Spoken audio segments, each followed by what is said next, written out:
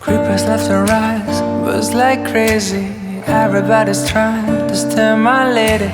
Spiders in the mirror and films can't be right.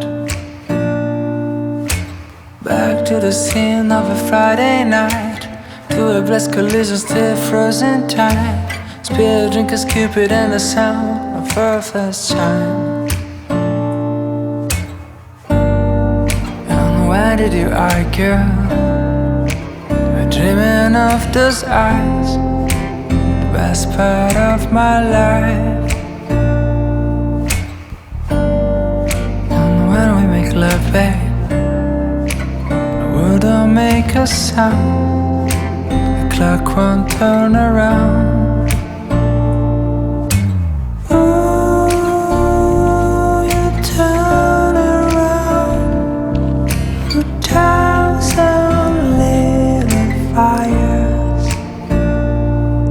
And ooh, your circle is spreading.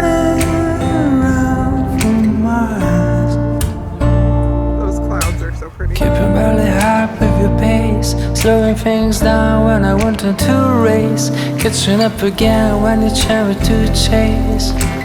Feels like we're playing space. You always find a way to make up, right? Even when we're such a fly, even when tensions run high, you gotta soften up your sleeves, girl. I'll never not be. Hello friends, welcome back to my channel. Welcome to the beginning of a new vlog.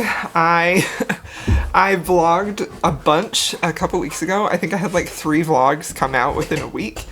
And I was like, you know what, I think I'm gonna take a little break. And that combined with a ton of work I had to get done, and some flare-ups that were miserable, I just didn't feel like vlogging, so here I am. I know I don't need to give you excuses because y'all are wonderful and understanding, but I love vlogging. I love talking to you about the books I'm reading, and I missed you. So here we are, and this vlog has absolutely no theme.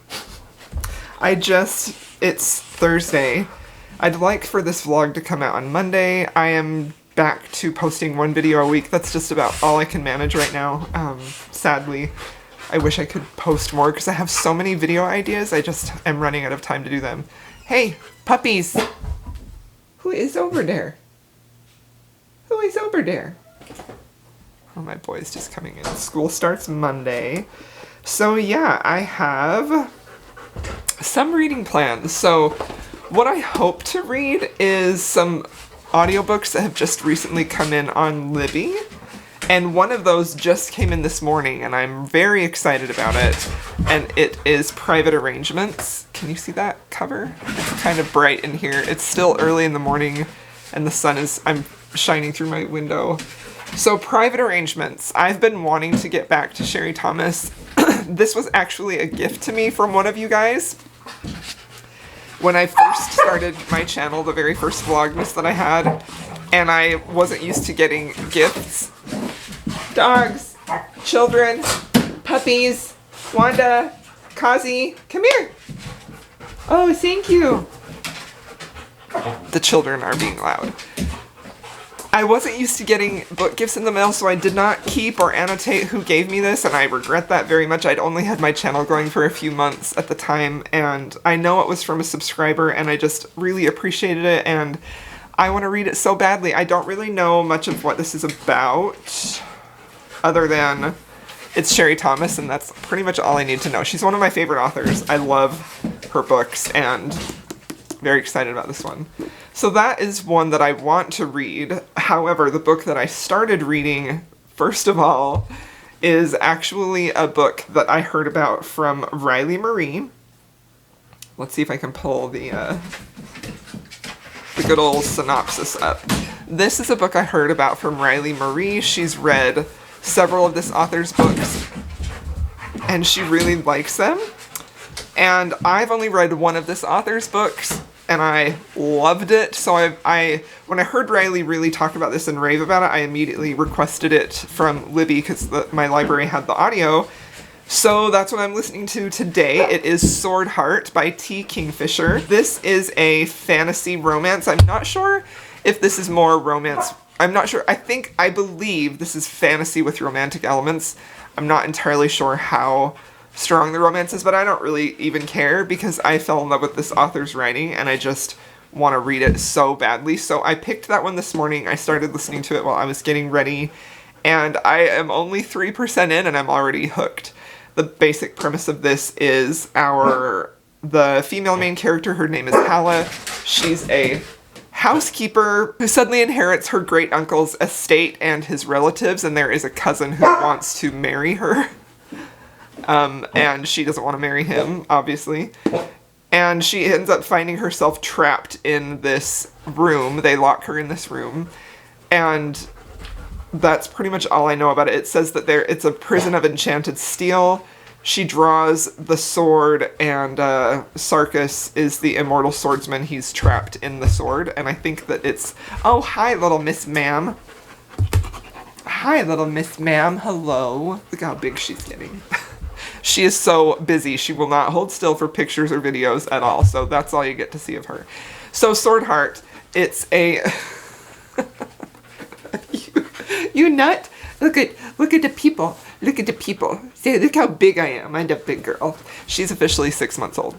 And she's in her teenage dog years, and she's crazy, but we love her.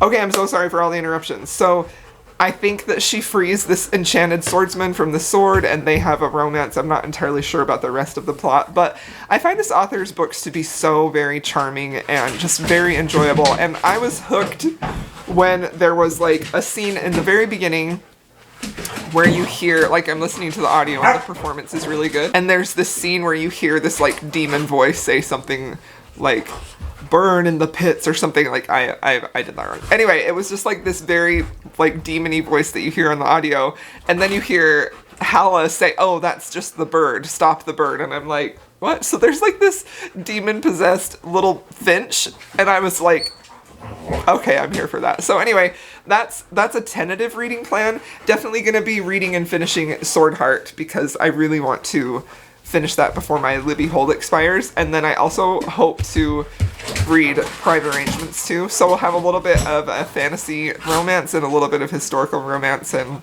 that may be all I have time for, but we'll see. So thanks for joining the vlog, and I'll see you in a bit.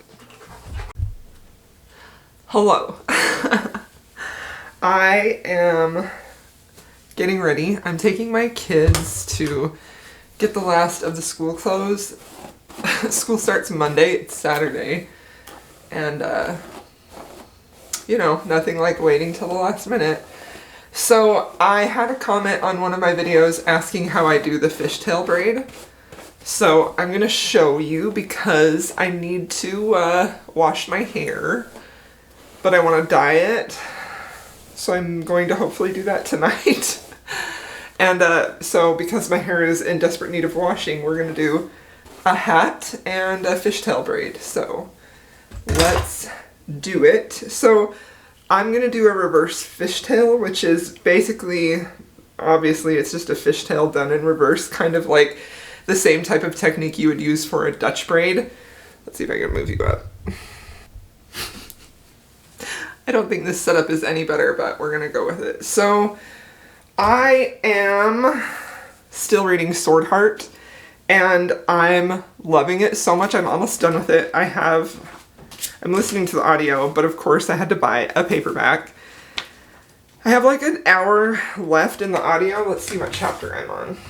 I'm on chapter 53, which that can't be an hour because that's like hardly anything. So this is how much I have left in the book, and I'm loving it. So I'm going to show you how I do a fishtail, a reverse fishtail, and I'm going to talk to you about the book as I do that. So you can do this on like two, you can do it any way you want, but I'm just going to do one to the side, just because I don't feel like doing it twice, because it kind of takes a little while. So you're going to have all your hair on one side, and then you're going, or two, whatever you want to do, and then you split it into two pieces. So instead of like a French braid, a fishtail only uses two pieces. So this is where the Dutch braid technique comes from. So you're going to start from the back. When you do a regular fishtail, you start from like out and you go in, but because we're going to do a reverse, I'm going to start from the back like so and go underneath, and I'm just going to hold it into this section, and then I'm going to do the same thing over here. I'm going to take it from this side and pull it over there. See? Okay, that's the basic technique. So you start from one side and you go underneath. Rather than going over, you go under. So that's one side, and then you come over here and you get a bit from this side, and then you pull it to this side. So see, I'm so good at teaching. So you go this side and you go underneath like so, and then you go this side and underneath. And the smaller sections that you take, the more fishtaily it's gonna look, but that also is gonna take a long time. So see, under. Whereas if you're doing like a regular fishtail or a regular French braid, you go over, we're going like behind, and then you just hold it in your other hand with that section. See, it's starting to do the fishtail already. So, all right, let's talk about Swordheart. So Swordheart is so charming. Like, that is the best word I can use to describe it. Riley, in her Goodreads review, she says this is like a great cozy fantasy, and like it totally is. This is not the type of fantasy that is like bloody and gory and dark at all. This is a cozy fantasy. Like, it feels like a warm hug, and even though like the opening scene is so like lighthearted, even though it's dealing with something that is not lighthearted at all. I don't even know how much I told you about this book because I think I had just barely started it. So the heroine is 36, which I really liked. She's a widow, and she is in her home, and her dead husband's relatives have come to try and claim the estate, and they want to try and force her to marry one of her cousins. So it's the cousin and the mom that have come. So she doesn't want to marry him because he's a bit of a weeb, and among other things.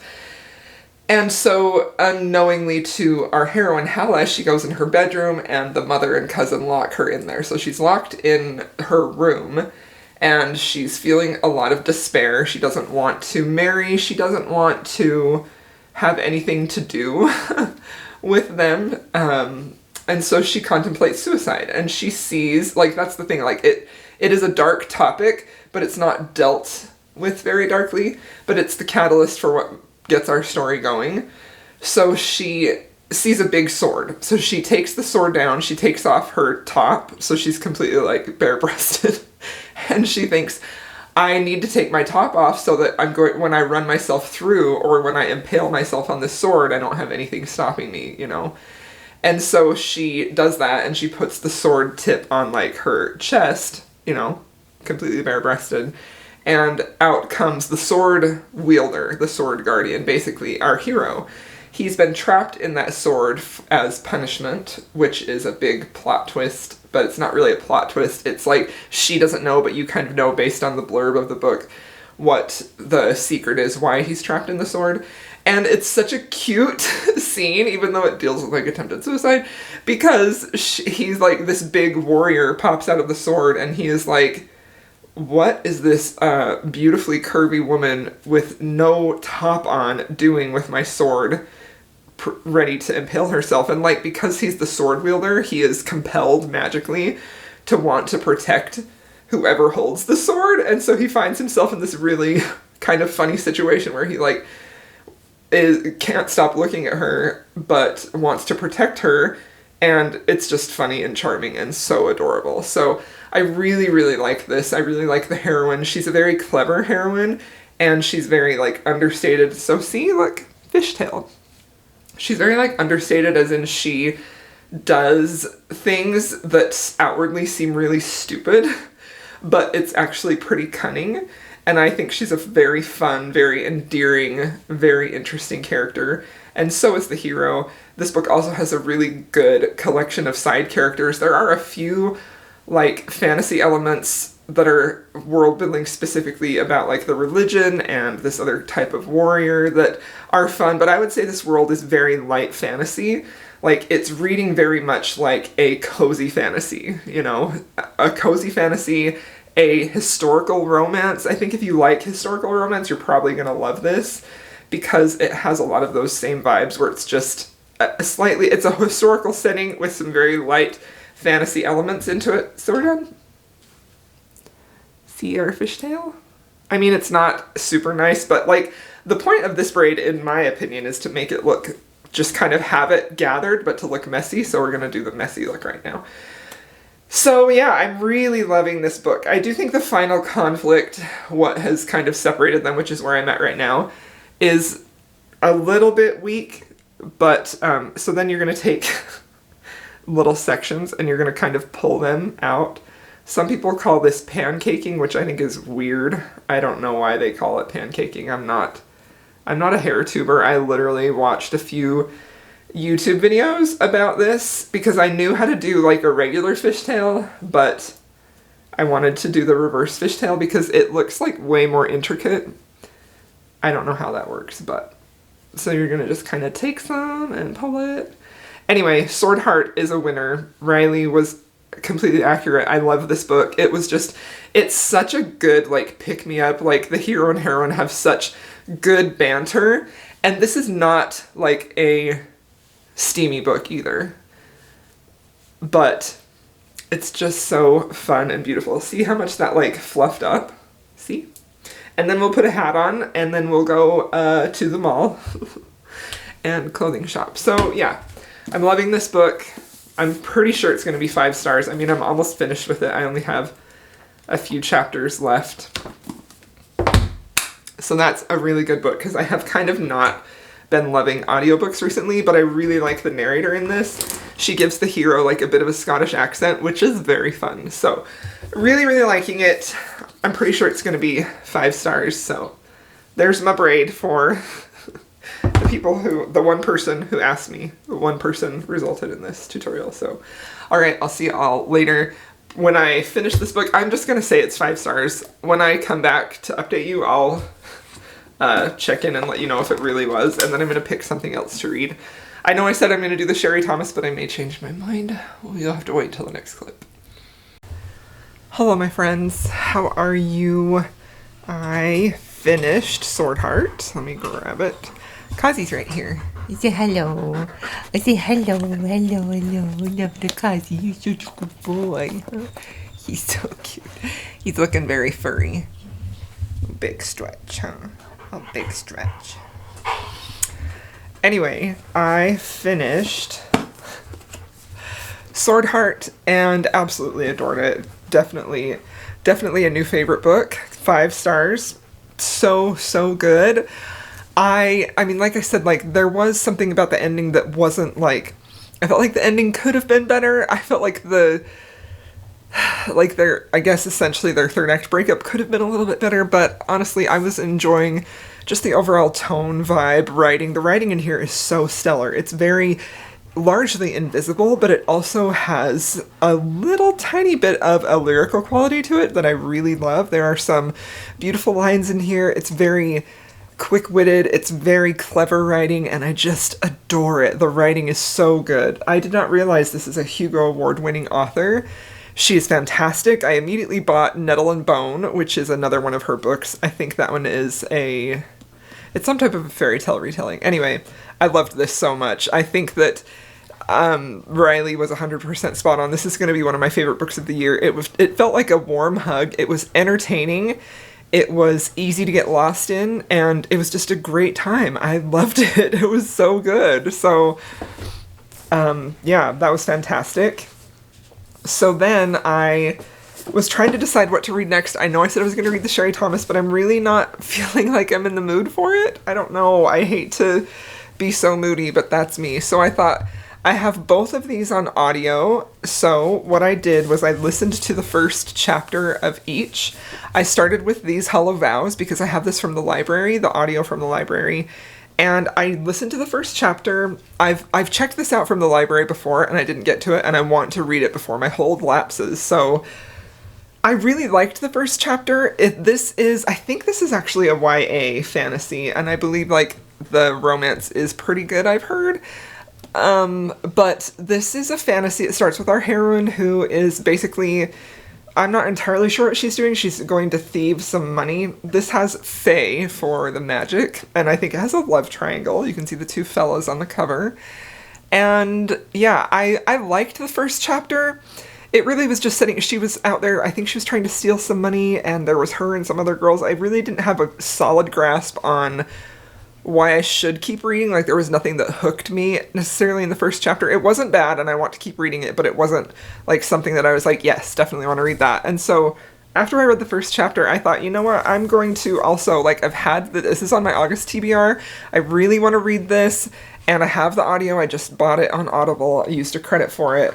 And so I thought, you know, I'm going to try a chapter. I'm going to read each of them. So I started this one, and I absolutely loved this first chapter. I think it was very engaging. The writing was very solid, very witty, also very clever.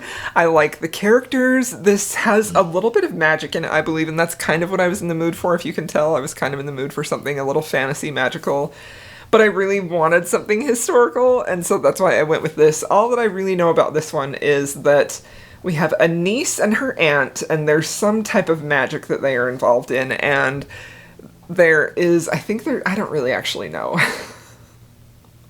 It says a prim and proper lady thief must save her aunt from a crazed pirate and his dangerously charming henchman in this fantastical historical romance. So the first chapter opens with the niece. Her name is Cecilia.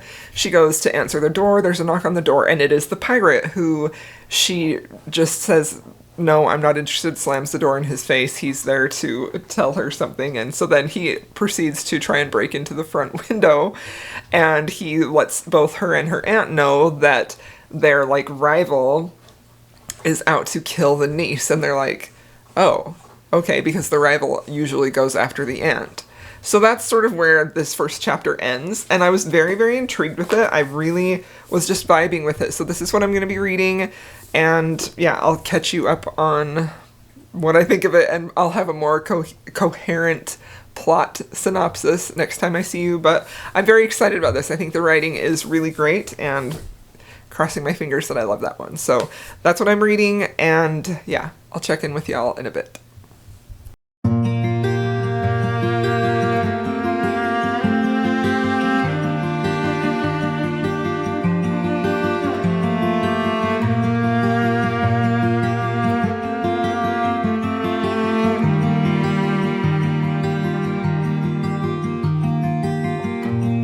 The last breath of summer is blowing down our necks, and soon we'll wave goodbye to the fleeting bliss. Because you are like a tidal wave, ripping up my life, not living without a trace. And you know that I'm your silent patient. You know I'm your silent patient. I've been waiting to roll me up. I'll be holding on through the winter for your kiss to wake me up. Now with the colors of spring, my heart will blossom up again. The speeding up, and with your smile it will erupt. I collect all I can, set aside all the supplies. Your kisses and warmness to get through into time, because I'm your silent patient. Yes, and I'm your silent patient. I've been waiting so long for us to hold me up. I'll be holding on to the winter for your kiss to wake me up, because I'm your silent patient.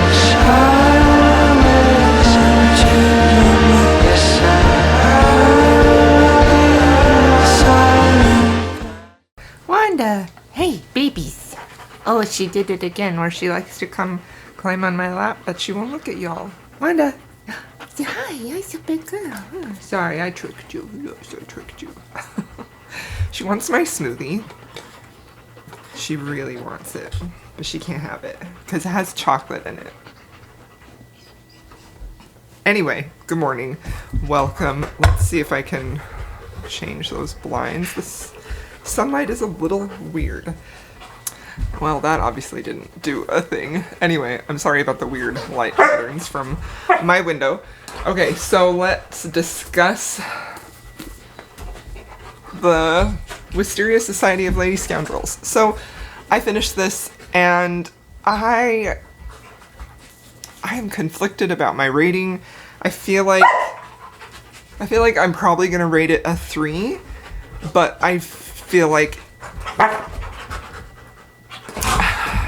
I really didn't enjoy this. I struggled with almost giving this a 2. And the only reason that I didn't is because I do think that this book has a lot of promise. Like, when I left my last clip, I was talking about the first chapter, how much it hooked me. I felt like it was really tightly written. I felt like it really was doing a good job of setting the tone. Oh my, no.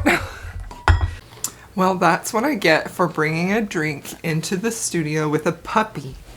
Actually, a teenager. She's 6 months old now. And she is firmly in her teenage years, huh? Giving us all a run for our money, huh, baby? Yeah. Okay. So, I don't really remember where I was. Let's see. So, I didn't really enjoy this at all. The first chapter was very engaging. It really set up the premise of the book, that there was going to be a romance. There was some kind of tension between this pirate who had been hired to kill her, and she seemed to be, there seemed to be this element of, like, magic. They were these kind of women who were on, like, the fringes of society, and they were a little bit, like, bad-a, and I really liked that. So the first chapter did what I was talking about in a few recent videos, where the first chapter is highly edited, highly polished, really is built to suck you in. But then it did what is so often happens and can be so disappointing, in that it just kind of, like, nosedived from there. This book is super zany. Like, it's very zany. The blurb on the front is from Jen DeLuca, and she says it's delightfully bonkers, and it exactly is. It's totally bonkers, this book. It feels zany, and I think it's interesting because I was thinking about this before I came to talk to you guys, because this premise of, I don't even know exactly, like, honestly, I feel like I'm really having a hard time telling you what this book is even about, because it seems so off the wall, but also, like, very not cohesive. Like, the story in this book is all over the place, and there are new characters introduced all the time. I struggle to even call this a historical romance. Like, I don't even know why it was categorized as that, because I went into this with much different expectations. I was expecting, like, a historical romance with maybe, like, some of fantasy vibe, or even if they were, like, witches. Like, I would honestly, I would be more likely, even though this is not really historical at all, this one gives more of a vibe of historical romance, even though this one is firmly fantasy in a different world that is not ours, so there's nothing historical about it, but it feels more like a historical romance than this one does. This one just felt like a fantasy where the romance was very, very minimal, which is disappointing because they had such great chemistry in that first chapter, and I think it had a great setup, like an assassin and his mark. Like, come on, that's excellent stuff. But it just was a little too bizarre and a little too off the wall, and not even necessarily with the plot elements, although it does have, like, flying houses. They're pirates and their houses fly, and I had a really hard time suspending my disbelief for that, not because it's a house that's flying, although that's part of it, because I have loved Howl's Moving Castle, okay? But I think that she didn't do a great job of making me feel and believe that was real, and that could actually happen. And I feel like it's difficult to understand how an author is able to do that. So in theory, where we have this man, this warrior, who just pops out of a sword, this on paper sounds like it's going to be less plausible, that it's going to feel less like I'm going to have a harder time suspending my disbelief, when that was not the case at all. Like, I walked into this book and I was like, yeah, I believe everything about that. The way that she wrote this book felt so natural and realistic, and I just found myself just completely believing the story she was telling. Whereas with this book, that wasn't the case at all. Everything that she threw in here felt just sort of thrown in there with no rhyme or reason, and, like, why are the houses flying? Like, I don't know. I feel like this book is very surface level. Everything that is happening in here is not really fully fleshed out. It just feels like things are thrown in here for zaniness. And I also didn't really vibe with the writing in here, although the first chapter was good, and this author is talented, and she is really good at putting words together. But she also has a tendency to lean into that zaniness, that quirkiness a little too hard. And it reminds me a bit of like a girl or a person, I don't want to just say girl, a person who's trying too hard to be quirky. That's what this book felt like to me. It felt like, you know, I've talked a little bit in my other recent videos about writers trying too hard to make really beautiful prose and how that doesn't work for me. Anytime the writing feels like it's trying too hard in any way, it's not going to work for me, and that's what happened here. This was trying too hard to be unique. Not even unique. It was trying too hard to be quirky. Like, that's exactly how I would describe it. It is zany, and it is bonkers, but it didn't feel believably or enjoyably so. It just felt like it was shtick, you know, and I just didn't like it, and that makes me sad because I felt like that opening chapter had so much potential. And that's just kind of the interesting thing about when you go into a book and you only read the first chapter, how often you can still be disappointed. So I am disappointed. I did not enjoy this. There were parts of it that were good. I think that if she had just stuck to not really leaning into a specific type of style, like a quirky style, it would have worked better. I also think that something this book did is it head hops perspectives quite a lot. It's in third person, but there's never any delineation between whose perspective you're in, other than you kind of have to gather it along the way, which is fine. There's nothing necessarily wrong with that. I just don't prefer reading that because it feels like it takes you out of the writing for just a little bit. It doesn't allow you to just get into the story because you're constantly trying to be like, oh wait, now we're in a different character's head. And I don't love that. I don't love head hopping at all. Yeah, so honestly pretty disappointed, and I don't know if I'm gonna mark this a 3 on Goodreads, if I do 2.5 rounded up to 3, but it just is sad because the premise of this feels like it would really work, like magical, I think it's Victorian, it's in Victorian time, sort of this magical society of pirate women who are, I don't even know really what they're up to. Like, I couldn't even tell you. I was just so not engaged with this. And that's another thing I'm going to pick at the writing here. When an author really tries to force a writing style or tone, it distances you from that because that tone takes precedence rather than the character's thoughts, feelings, emotions, or even plot. So this is a example of prose that on the surface, sentence by sentence, works. There's nothing about this that is poor writing quality, but the stylistic choice felt like it was detracting from the story just way, way, way too much. Especially the characters. Like, the characters had potential to be so excellent and unique, and it just never really felt like we quite got there because we were so focused on these sort of bizarre, zany plot elements, and also just like this quirky writing style, which didn't feel natural. It didn't feel natural. It felt like she was trying something on and trying to make it work, and it just didn't work for me, and I am very, very sad about that because I really, really wanted to love this. I love the cover. I think it's a beautiful cover. I love the title. I think I'm so disappointed, honestly. Very disappointed in this, so I don't know. I would cautiously try more from this author in the future, but cautiously. And honestly, with the amount of books that I want to read, that's probably not gonna happen, to be quite honest. So I am disappointed. I bought the audiobook. I was sure I was gonna love this. I don't know why, but yeah, I just didn't. So disappointed in that. Probably a 2.5. 2.5. Also, I colored my hair last night. Looks so much brighter, right? I went with, it doesn't look like it's picking up on the camera, but I went with magenta. I've been doing like a hot red, which I really love initially. Like, that hot red looks so pretty when you first put it on, but it fades orange and I don't like that. So I went with magenta, which is a bit less bright, a bit less red, but when it fades, hopefully it will fade pink. Wanda, would you like to apologize? Come here, Wanda. No, she would not. Sassy puppy.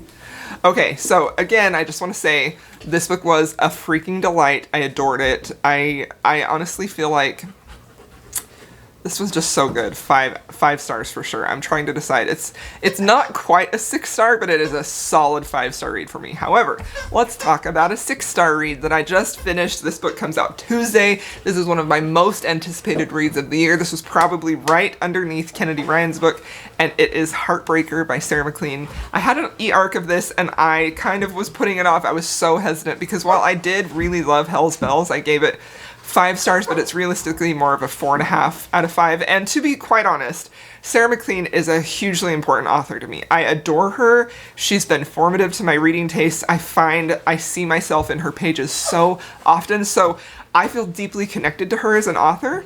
And because of that, I find that I am a bit generous with my rating. So keep that in mind. However, I do want to say that this book, Heartbreaker, completely blew me away. This, I think, in my opinion, is one of the most romantic books she has ever written. And she does romantic swoon so well.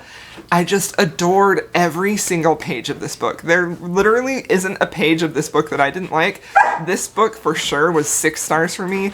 And it's right up there with Day of the Duchess. Day of the Duchess will always be my favorite, but it's right up there with No Good Duke Goes Unpunished, and maybe even Brazen and the Beast. I just loved this book so much. It's about Addie, who is the daughter of a huge crime lord in London, and the book begins when she's young. She's in an arranged marriage. Her dad is trying to form this, like, crime alliance, basically, and she ends up escaping from that marriage, and she ends up going with the Hell's Bells, who is a group, that's what this series is about, the Hell's Bells. It's this group of women who are fighting for justice and women who've been wronged, and it's powerful. I will say this book reads modern, and if you don't like a modern spin on historicals, this book might not be for you, but I personally loved and adored it, and I love that tone in Sarah MacLean's books. But Addie then ends up meeting the hero, the Duke of Claiborne, when she's trying to steal something from her father. She goes in disguise. She's like the best cut purse in England, and she meets the Duke, and they sort of become enemies in that moment, which then turns to frenemies, which then turns to lovers, and it's their romance. They spend a lot of time together. There are a lot of moments in this book that are very quiet with just the two of them, where they're sort of trying to figure each other out, and there are so many swoony, oh, you're back, moments in here. Don't mind this baby, huh? This widow baby. There are so many swoony moments in this book where, like, the hero is top tier Sarah MacLean hero. Like, he just adores and worships Addie so much, and you get a lot from his point of view, which I really, really loved. Like, it was just so epically romantic. There is an excellent caretaking scene where one of them is in peril, like on the verge of death, which was wonderful to see, like the feelings that emerge in that moment. And there is only one bed trope. There's traveling. There is a lot of like adventurous type of stuff. We see some of the other Hell's Bells, and it was just a pure delight. And it is beautifully written. Just it's so evocative. Like you can feel every emotion that these characters are feeling. And I also really, really loved this book. It's Zoomy time. Hey, Wanda. This book also does something that I talked about in my review of A Lady for a Duke, but not quite to that level, where the intimacy in this book, it feels very hesitantly tentative, as in like they want to have this intimacy with one another, and they're a little bit hesitant about doing that, and it feels like a little fragile and really beautiful to see. But the thing that I love about that isn't that that is there alone, but it's like paired side by side with this bravery of extending it and hoping that your partner will accept it. And it was just so beautiful. I loved it. I'm so happy that I loved it. Both this one and the Kennedy Ryan book ended up being 6 stars for me, and I couldn't be happier. So, all right, there you have it. So I put in a little review for Heartbreaker. I didn't take you along with that because I read the e-arc and it's taken me like a couple of weeks to finish it. And then this book, Swordheart, highly recommend. Thank you, Riley, for the recommendation. And this one was a miss for me. And I think that if you have similar reading taste to me, this would be a miss for you too. I would not call this a historical romance. I would call this a fantasy with romantic elements in a historical setting. I apologize for all the noise. Thank you so much for coming along on this reading journey with me. I hope you enjoyed this video. If you have made it this far, please feel free to leave me an apple emoji. I don't know. I don't think I've ever used an apple before because school starts Monday for us. So yeah, leave an apple. All right, thank you, my friends. Hope you enjoyed this video. I'll see you in my next one.